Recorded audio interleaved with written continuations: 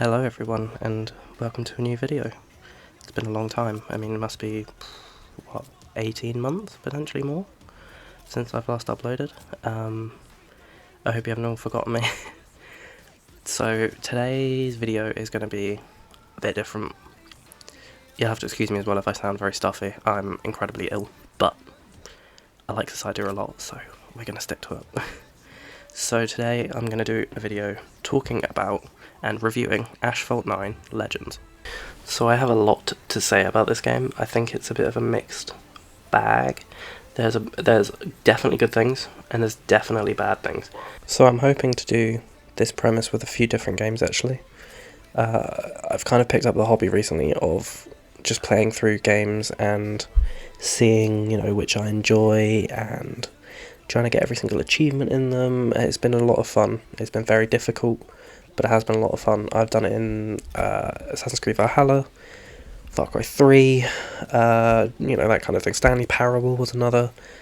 I've gone through a lot of very random games, so if there's anything that you want me to discuss that's come to your mind, potentially I have done it. I think I've got over 100 games now, and I'm cracking through a lot more. I mean, right now I'm doing Fallout Shelter, Sims 4, that kind of thing.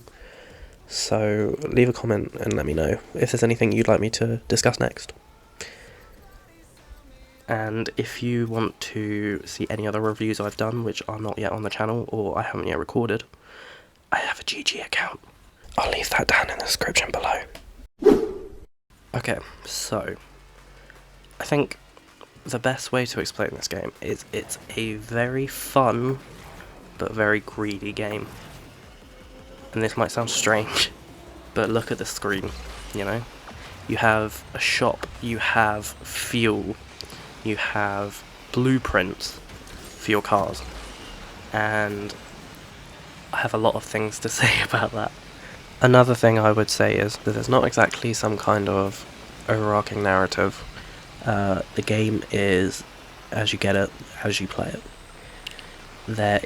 The only real thing I can think of some kind of story would be when you play the monthly events, but even those are not particularly story related, and at most, the story you do for the Bentley Continental GT, for instance, say if you drive that and that's what the event's based around, the next one you do, which could be about 4 or 5 different cars, won't be the same thing, and it won't necessarily be related. Imagine it's similar to Need for Speed No Limits. I think overall it works just fine for this game. At the end of the day, I would prefer that they don't muddy up the whole kind of gameplay with a story that doesn't really feel like it fits very well. And also, kind of when I went into this game, I was kind of only really going in for it for the achievements. I was like, it's only not even 20 of them. There was only I think it's 14 or so. That's kind of what enticed me in the first place. The fact that it turned out to be good gameplay and however other many features that were really great, kind of helped. But I never went in thinking there would be some kind of incredible story, and I kind of think that the game benefits from not focusing too much on story and focusing more on making sure the core gameplay works really well. There are also limitations with this game. I think the best move is to move into the positive first and then discuss everything else after. So the core content, the core gameplay is really good, actually. It's very fun, it's very fluid. I think, something it should be commended for is the fact it has a really solid handling model. The physics are pretty good. I kind of had the occasional moment where, you'd go over a barrel roll ramp, but for some reason the car would get stuck and it would explode. But beyond that, the physics were solid, the handling model was really good, the game plays well, it looks amazing, the map designs are brilliant. I've had so many times where I've played these maps and there'll be little things that change. For instance, there's a map called, I think it's Himalayas, which is set obviously on the Himalaya mountains. You kind of drive through little towns and stuff, and then all of a sudden you go up into the mountains. You could have a landslide sometimes, but then other times you play the game you could have something totally different. There's another one that comes to mind which is set in, I want to say it's either Tokyo, Japan or somewhere in Korea. I can't remember the map, but I remember there's a lot of factories and things you go through, and then there's like underground sections, above ground sections. You see like lots of robotic arms kind of building cars and all this sort of thing. I think the general kind of design of each area also feels very unique. So, you know, for instance, like I mentioned before, you have the Himalayan mountain range, which is just like nature everywhere. You have then this very futuristic looking city. You then have Greenland, where you have lots of different ice caps you can, you know, ride along, and lots of different ramps and things like that. So the range of maps and the diversity of each map, it feels like each map has a purpose and a place within the realm of the game. It doesn't feel like it's just kind of thrown in just because, oh, you know, players want to go on this. They actually thought about each map and made each map different and play slightly differently, which is brilliant. There's also vague levels of destruction, which is quite nice. So you have vehicle destruction, which is quite limited, but if you crash out or whatever, your car kind of explodes almost. And you can do the same to other vehicles, so there's takedowns on other cars, which is cool. But there's also environmental destruction stuff, so you might drive through like gates and boxes and that kind of thing, which I know doesn't sound too impressive, but I have had a run of games recently which don't even do that. And also you have to remember, again, this is a mobile game, really. I know it's on other consoles and whatever, but largely it's a mobile game, so just keep that in mind. But yeah, I like that. It's little touches like that which will really make you remember a game, especially an arcade game. Arcade games can really be a dime a dozen. I can't even tell you the number I've played, frankly. I mean, I've been going through, I think it's Flat Out 4. I can't remember the subtitle for it, but Flat Out 4. It's shocking. It's awful. There's nothing memorable about it. In fact, the only things that are memorable about it are the things that are bad. So if you can make an arcade game with good things, I think usually you're onto a winner. I also think actually their car roster is really good. Again, you can kind of see on the screen now. You've got things like the Citroen DS, I think they're called it E-Tents. You've got Mazda Furai, I'm trying to remember the name, I think it's Neo EP9, EP6 or something. Loads of cars that, I mean, as a video game player and as a car enthusiast, I know quite a lot. I wouldn't say I'm someone who can look at absolutely every single vehicle and be like, oh, it's this and it's this model with this engine, but I can recognise most. I think this game does a really good job at providing interesting models that you don't see anywhere else. I feel like, for instance, with Forza has become very stale and stagnant with the vehicles it shows up with. It's always your Nissans, it's always your, I don't know, your Volkswagens, you know, it's always the Golf, it's always the Skyline, it's always the, I'm trying to think of another good example, it's always the Fiat 500, you know, the Abarth version. It gets very stale after a while. I feel like with this, I never found a vehicle that I was like, oh, well, that's just really standard. And I like that. I felt like there were times where I'd even look at a vehicle and be like, I've never heard of this, what is it, you know? And I think that's a really, really good start. However, on the roster issue, I think their balancing is really odd. By which I mean, I don't understand what their choices were for dividing into classes. So you'll see, for instance, now on the screen, I think it's just gone past. So you have you had a D-Class Lotus Elise, you had a D-Class Porsche Cayman, but then you have a C-Class Dodge Challenger, which firstly seems a bit odd to me, because the Challenger is pretty much worse than most D-Class cars, actually. It's slower, it's heavier, even when you get fully upgraded. And another one that really bothered me as well was D-Class, you have the Mazda Furai? I never understood that. Why is it in the same class as an Evo 10? I found that really odd, and that didn't sit well with me. And again, actually another one, Jannetta. There was a Jannetta, I think it was a G60. So I just found that a little bit strange, for me, personally. So that's kind of some of the positives, I think. Just kind of mixed in with a couple of the thoughts I'd had about the positives, you know. I feel like something can definitely be a positive, but also can have a couple of things that I just work on to, you know, kind of improve. So please don't see anything as completely negative or completely positive, because I think there's a bit of balance to both. I think with this game, there's a few things that they do either really well or really terribly, and it depends on when you're playing it. It sounds strange, let me explain. So, the first thing I'd start off with is the currency. So, as you can see at the top of the screen again, you have regular credits, which I think I'm doing pretty okay on. I had about 800,000.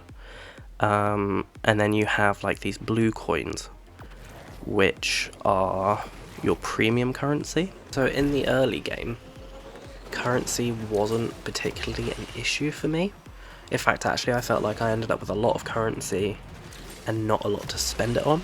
So I often would end up just using my currency to kind of occasionally throw an upgrade into my car, because I was doing pretty okay anyway. I mean, I'm a fairly seasoned racing driver in video games. Found it okay to kind of get through the early game, but once I got into kind of the mid to later game, I felt like I just never had enough money. I felt like the game was being a lot more stingy with how much money you get for doing stunts, for doing events, and the price of things was a lot higher. So that's kind of what I mean by it does it really well and then does it really terribly, because the early game was great and I felt like I always had the resources I need, but the later game then got much more difficult, and not in like an enjoyable way. It wasn't as if I could have gone back and like, you know, grinded 3 certain races and got lots of money from it, because you kind of get the same amount every time, and if you do the kind of the main career mode, you don't really get very much money anyway. Already to me that's quite worrying, but it kind of gets worse as you play through and you see, I mean, again, the blueprints, where they're built to give you just enough content to play a little bit, but not enough to play a lot of the game. So for instance, they have weekly events, and the weekly events currency, because each one has a specific currency it uses, this currency is hard to attain, and they also make parts quite difficult to get. So if you say you're driving a Bentley Continental and you need to get it to spec, I don't know, 800, I'm picking a number. Say you're getting it to spec 800 and you have to blueprint to level the vehicle up, they will make it so difficult to get any blueprints that you basically have to pay. And I understand it's a free game and they have to make money, but it doesn't sit right with me. Especially when, I know people always do this argument all the time, but especially when you have kids playing it. You know, I mean, I know obviously you have like your Fortnites and CODs and stuff like that, which kids play as well. But this to me feels incredibly predatory, because this is accessible to pretty much anyone, from what I'm aware. I will double check the rating for the UK, for instance, but I'm pretty sure it's a 3. Hey guys, future editing saints here. I worked out that apparently for Nintendo Switch, for instance, it's rated as a 10+, as it has mild violence, and I assume because there's a sort of a gambling element to it. Just thought I'd throw that in there. So yeah, that's not great. I think as well they kind of force you into the Battle Pass because it comes with so many different features, such as more fuel, you know, cheaper Battle Pass for next time, more currency, for instance. I just wish they go less hard on a lot of this sort of stuff. Like, there has to be another way to generate revenue that doesn't rely on predatory, you know, marketing ploys and things that basically are pay to win. Because let's be real, if you have more fuel and things like that, that is basically pay to win at that point, especially in a game where having as much fuel as you can really helps in multiplayer and limited time events. I just think it's a shame. I think it's a wasted opportunity for them to come up with a new system which isn't just, oh well, everyone else has done it, so we've done a battle pass and a season pass, and hey look, we have a shop. I don't. It's a whole other argument for another time, but that's my thought on it. I think I might do another video talking directly about shops and battle passes and stuff. Let me know if you want to hear that.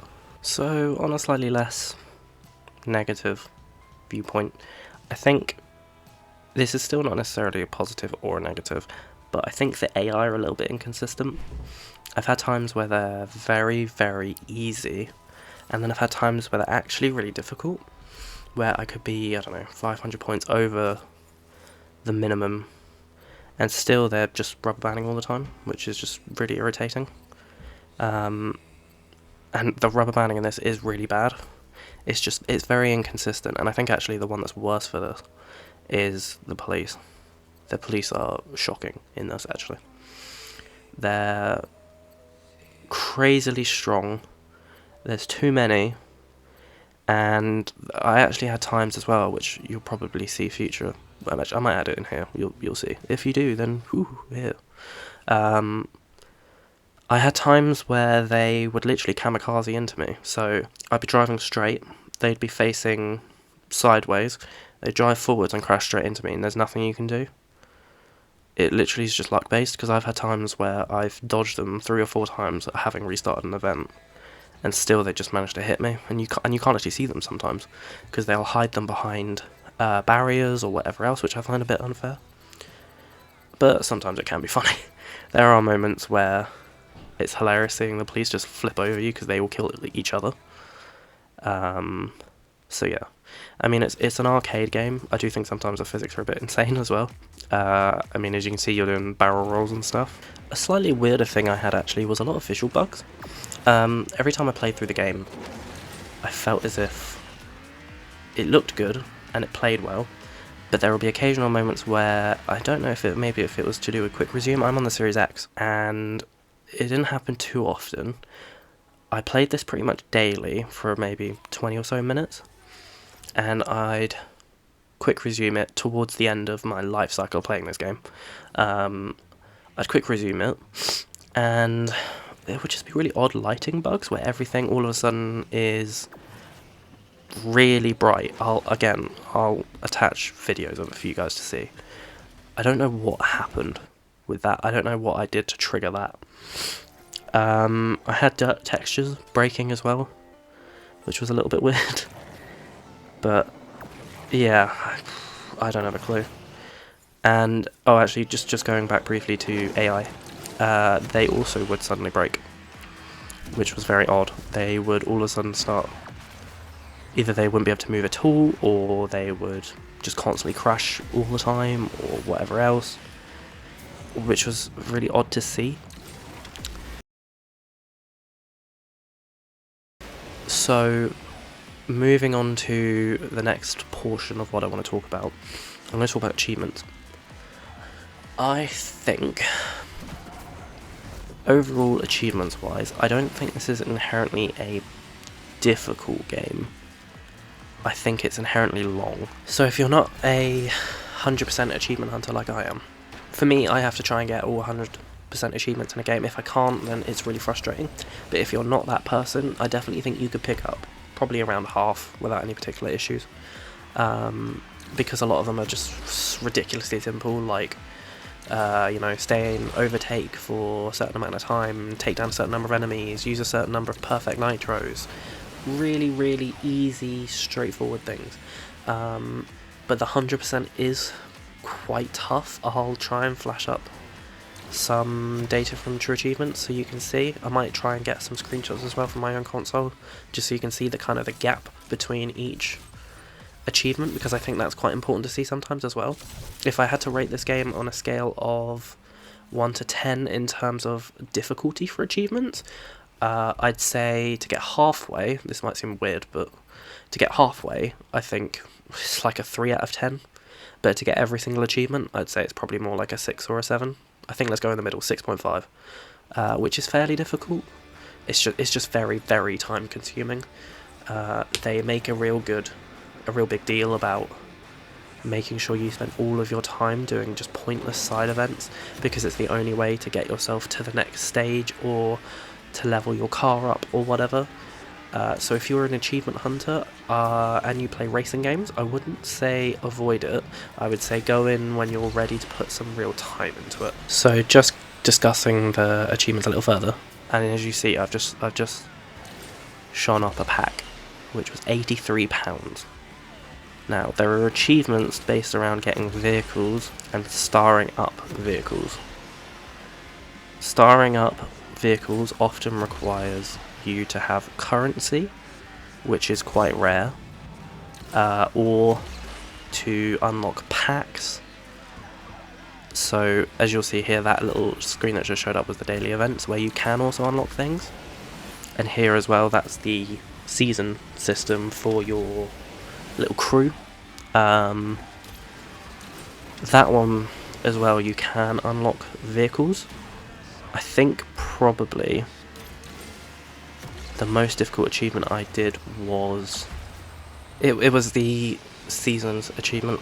So as you can see on the screen right now, I'm flashing up this season system where basically you have different like tournaments, I suppose you can call them, which will have requirements for vehicles and different kinds of challenges. Usually it'll be similar stuff where it'll be like drive, you know, only Citroens throughout this whole thing, and then they'll set you challenges within them. The challenges were quite fun actually. I think that was a really nice little touch. It worked well in this game. I don't think it would have worked in like a Forza or something. It works well in this.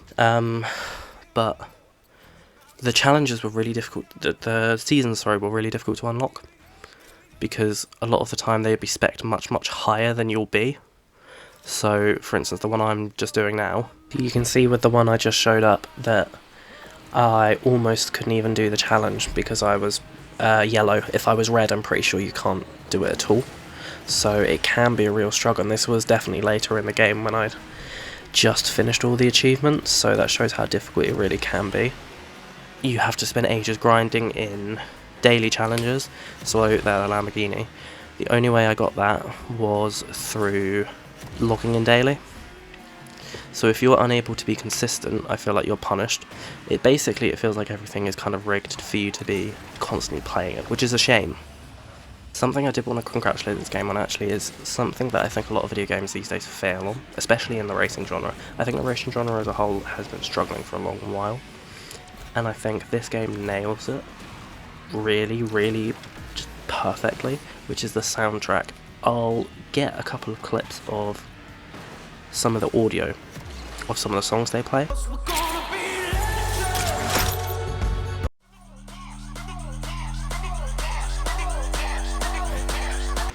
Good mix. I don't think I've had a racing game where I've remembered the soundtrack and like actually could sing along with it at times since Forza Horizon, the first Forza Horizon.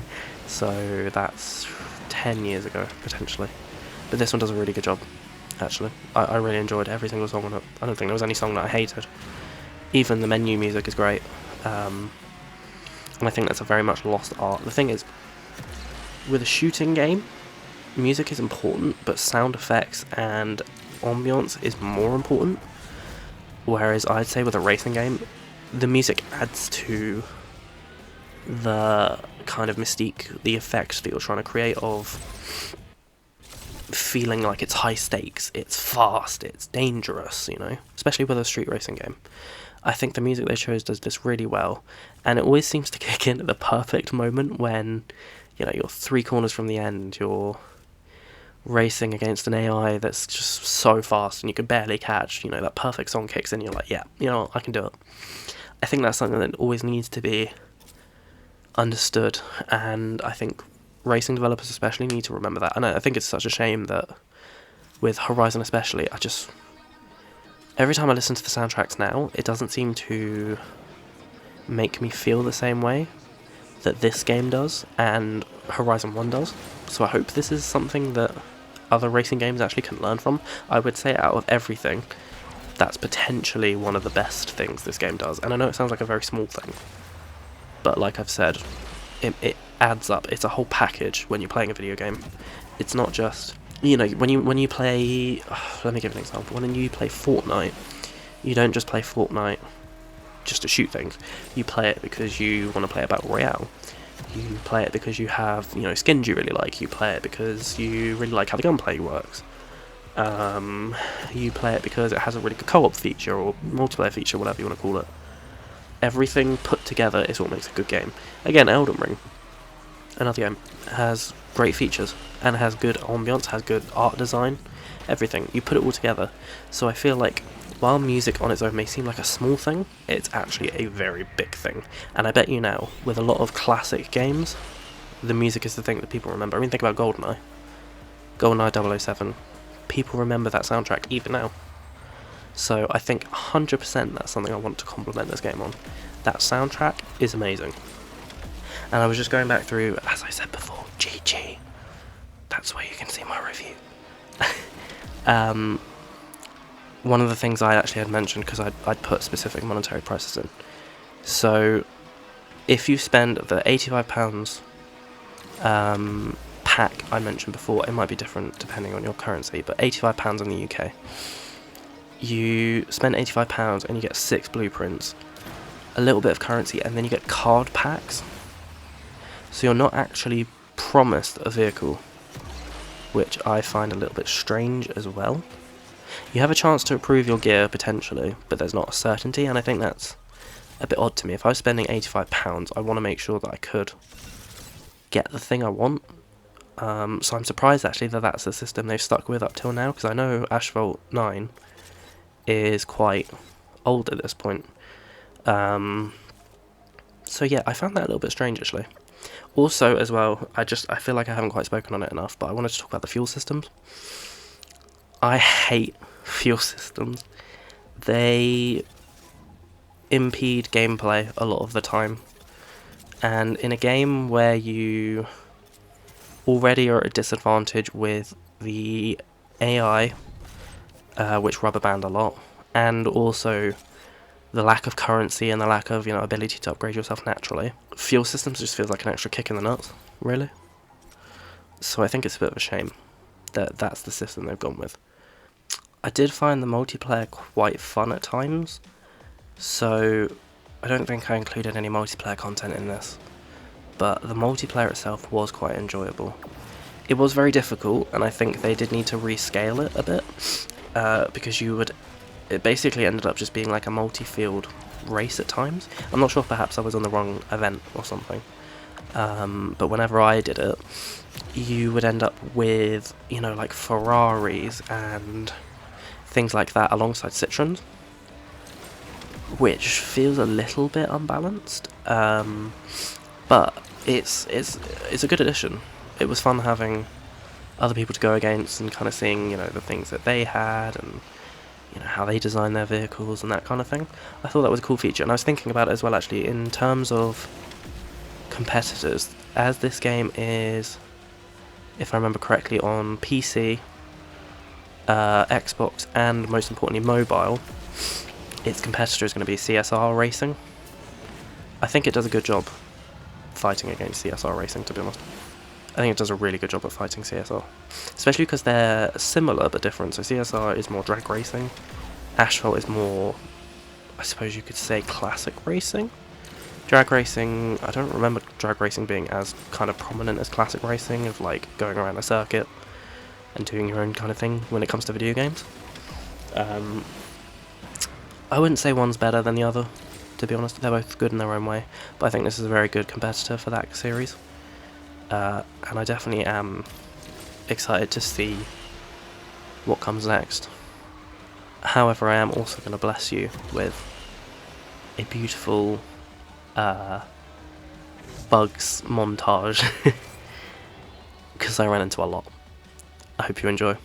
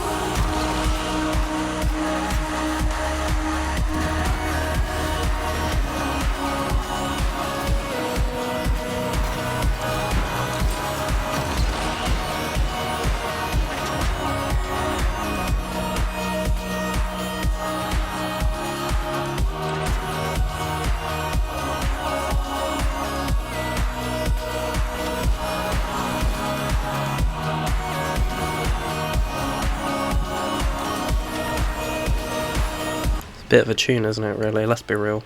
I feel like everyone always bullied that song on YouTube when people used it, but it's just a bit of a banger. Anyway, so before I leave you, after my first proper review session. I thought I'd leave you with the score of what I've given this game, and perhaps just slightly more justification as to why I've given it what I did. So, out of 5, I decided to give it a... just imagine a drum roll in your head. I decided to give it a 2.5 out of 5. Reason for which being, it's a very fun game. The content is good. Actually, the content's really good. But you're held back as a player. And I think that knocks the score down. I think the two balance one another out. So you have a very, very fun game with actually really addictive gameplay.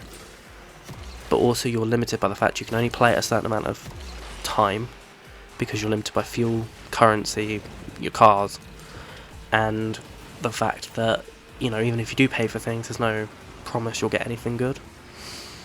I think the two of those balance them out in a 50-50 way, which is why I've decided to put it at 2.5. Without any of the monetization stuff, I think this would be more like a 4, to be honest, or a 4.5, potentially. I'd have to think about that a little bit deeper, but I think that's kind of how I would justify myself. Let me know down in the comments whether you have played this game before. Have you thought about playing this game, or are you completely put off now by my review? If so, I apologise. Make sure you do go and play it and give it some love though. I think, even though there are certainly issues which I think need to be addressed, I think this game also is very competent. And I think if you are someone who just really enjoys arcade games, arcade racing games especially, give it a go, see what you think, and yeah, let me know what you think. I hope you enjoyed watching, and I hope to see you next time. Don't forget to like, comment and subscribe. Thanks guys.